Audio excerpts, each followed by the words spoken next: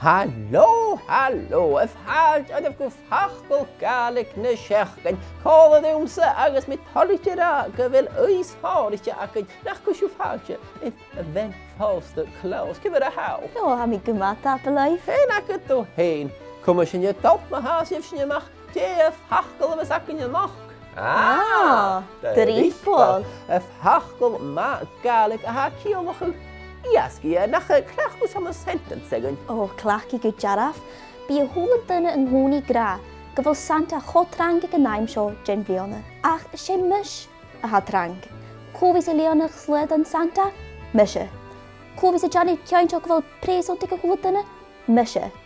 Agus cofis a cymlan Joshua jarag ag a glon? Mishe. Wel, un ti'n yw'ch gyda'i, dwi'n charo ffordd, gyda'n fe'n ffos y clos y chwt y Dripeil, tach bydd y gyda'i. Siog y Ronia, ni'n y